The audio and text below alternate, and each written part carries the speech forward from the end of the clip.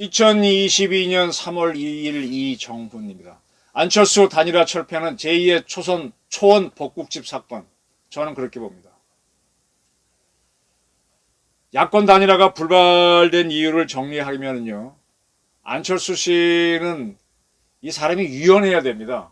경강지도는 사지도, 유약지도는 생지도라 그러는데, 사람이 이렇게 뻣뻣하면은 부러지지 않습니까? 이렇게 낭창낭창 자기 지조를 꺾으라는 게 아니라 유연해야 되는데, 버드나무처럼 그래야만 생지도가 살 수 있는데, 계속 하나만 고집하면 그럼 답이 없죠. 뭐 국민 경선만 고집하는 게 안철수였습니다.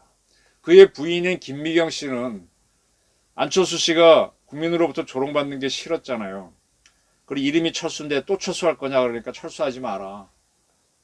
철수하지 않은 남편을 격려하다 보니까 안철수 씨는 부인하고 상당히 가깝습니다.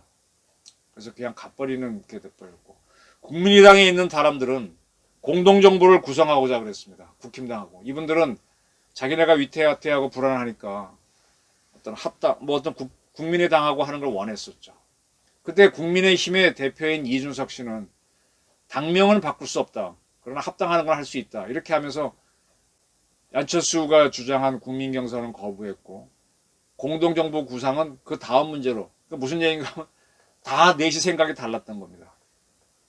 결론적으로 국민의힘과 안철수 씨가 국민경선을 고집하는 이상 같이 갈 수가 없는 구조죠. 이거는 뭐 국힘당에서 나왔던 얘기인데, 축구 시합을 하는데 국가대표팀하고 조기축구의 팀하고 시합을 하는데 골을 몇 개 넣느냐, 누가 이길 수 있느냐 문제가 아니고, 누가 더 응원을 세게 해서 이기는 쪽을, 응원전이 센 쪽을 이기는 걸로 하자, 그런 승부 아니냐. 국민경선으로 해서 역선택이 붙어가지고 안철수가 많이 나오거나 근접하게 되면 국힘당만 흔들리죠. 어차피 경쟁력은 윤석열이 갖고 있는데. 그러니까 서로 의견이 갈려서 될 수가 없는 거였습니다. 이렇게 된 데다가 또 이제 단일화가 깨지고 난 다음에 안철수 씨 핸드폰이 확 돌았죠. 저도 봤습니다. 제가 갖고 있는 걸 확인해 보니까 맞더라고요. 이 핸드폰으로 3만여 개의 비난 문자가 날아갔답니다. 그러니까 그것 때문에 전화도 못 받고, 안철수 씨는 자기 측근과도 통화를 하지 못하면서 완전 고립돼 버렸죠. 그러니까 뭐 어떻게 할 수도 없죠. 자, 안철수 씨가 이제 단일화를 거부하고 이제 와서 말을 바꾼다, 뭐 그건 별로 중요하지 않고 이렇게 돼버리니까 처음에는 이재명 씨가 확 따라붙었죠. 근데 이게 또 반작용을 부릅니다. 정치는 계속 작용 반작용, 정치는 생물입니다. 영남이 술렁거렸습니다. 이재명이 당선은 그래도 원치 않는다. 윤석열이가 마음에 안 들어서 안철수를 밀어보려고 그랬는데, 안철수가 저러고 나가면 단일화가 안 되면 이재명이 되는 건 볼 수 없다라고 하면서 이 영남 쪽에서 지금 투표에 참가하겠다는 비율이 올라가는 걸로 알고 있습니다.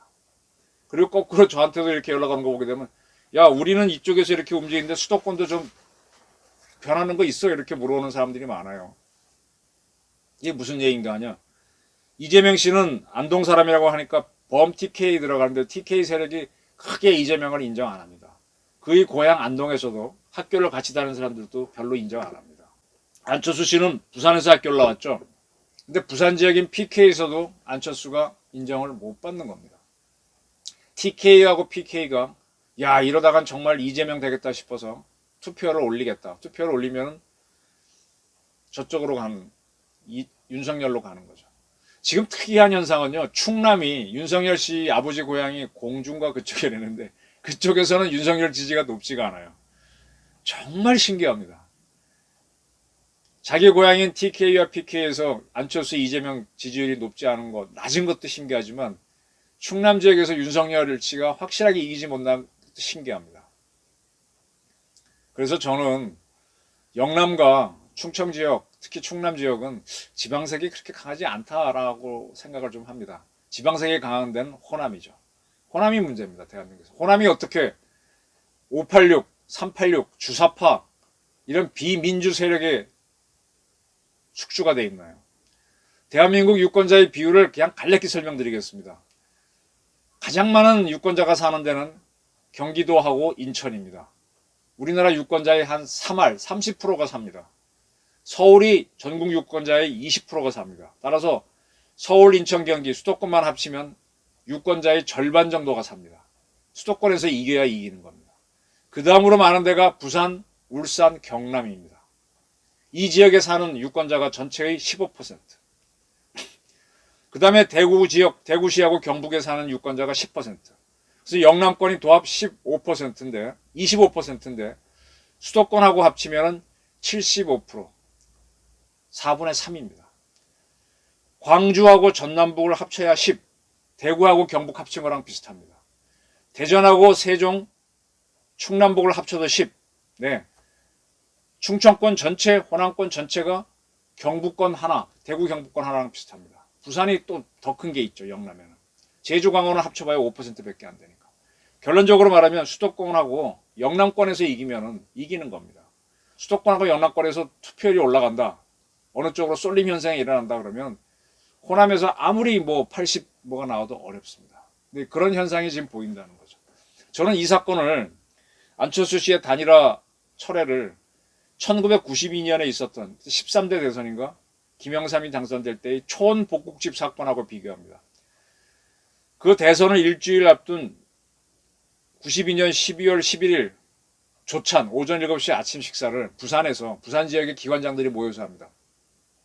김기춘 법무부 장관이 주재하고 김영한 부산시장, 박일용 부산지방경찰청장, 이규삼 국가안전기획부 부산지부장, 유명수 부산시 교육감, 정경식 부산지검장, 박남수 부산상공회의소장 등이 모여서 아침을 먹으면서 이야기하는데 무슨 내용이냐? 이때 정주영 후보가 나왔고 김대중 후보가 나왔습니다. 정주영, 김영삼은 같이 갈 수 있는데 김대중은 같이 못 가죠. 이때 정주영 씨가 좀 사퇴를 해주면 좋겠는데 계속 마이웨이를 했죠. 근데 희한한 아주 선풍적인 공약을 내걸었습니다. 반값 아파트를 공급하겠다. 인기를 끌었죠. 그래서 어떻게 해야 되느냐, 정주영 돌풍은 어떻게 해야 되느냐가 논의가 된 거였어요. 그래서 이 사람들은 이제 부산 사람들이니까 모인 사람들이 부산 경남에서 좀 지역 감정 일으키자 그런 논의를 하게 되죠. 부산 경남 사람들이 김대중이나 정주영 찍으면 영도다리에 빠져 죽자 뭐 이런 얘기를 해야 된다. 뭐 이런 얘기를 쭉 했는데 그것이 녹음이 됐습니다. 국민당 정주영 씨는 국민당을 이끌었는데 국민당 관계자하고 전직 안기부 직원이 녹음을 했습니다. 그걸 공개했죠. 파문이 일었죠. 야, 지역 감정 일으켜서 김영삼이 이기려고 하는구나. 그래서 김영삼 씨가 그때 이제 완전히 코너에 몰려서 지는 줄 알았습니다. 근데 반전이 일어납니다. 그렇게 해서 김영삼이 떨어질 것 같다고 하니까 지역 감정을 일으킨다고 욕을 먹었던 부산 사람들이 오히려 결집을 하면서 야, 우리가 남이가 해갖고 쫙 모여서 결론적으로 김영삼이 당선되고 김대중 씨는 안 되고 정주영 씨도 안 됩니다. 이 사건 때문에 김영삼 씨가 그 5년 내내 정주영 씨를 탄압합니다. 정주영 씨의 현대그룹은 김영삼 정권 5년 내내 정부 돈 한 푼도 못 받아요. 이때 아마 결정적으로 현대가 삼성한테 뒤지는 계기였을 겁니다. 그때까지는 내겐 내거 비슷했거든요. 근데 이 정주영 씨도 운이 좋은 게 그때 현대중공업이 조선수주가 막 들어오는 거예요. 그래서 그렇게 김영삼 정권이 죽이려고 했는데도 정주영 씨 현대는 살아남습니다. 자동차도 수출 잘 되고 운 좋은 사람 못 말립니다. 그렇게 해서 이겼는데 이게 아마 안철수 씨의 단일화 철회가 그와 비슷한 효과를 내는 거 아니냐. 이게 정치는 생물이라는 걸 말씀드립니다. 이번에 김동연 후보가 이재명 씨와 공동정부 구성을 하겠다고 밝혔습니다. 그쪽으로 단일화를 한 거죠. 김동연 씨는 문정부에서 강요를 했으니까 누가 그러대 그건 뭐 입당을 한 거지 무슨 뭐 공동정부야 합당 아니지 그렇게 얘기하던데 자 김동연 씨가 이렇게 되면은 저 양반 왜 출마했지? 라는 의심이 듭니다. 지금 김동연 씨가 나오고 안철수 씨가 나왔을 때 제3지대 연합론 그 다음에 윤석열이를 부담스럽게 보는 사람들은 누군가가 새로 나와야 된다 그러는데 김동연 씨를 한동안 대안으로 봤던 적이 많거든요. 근데 이런 김동연 씨가 크게 이재명과 싸우지 않고 이재명 씨를 지지 쪽으로 갔다라고 하는 거는 김동연 씨는 제3지대를 통합해서 여당을 위해 나선 사람이 아니야? 라는 의심을 일으키게 합니다. 무슨 얘기인지 아시겠습니까?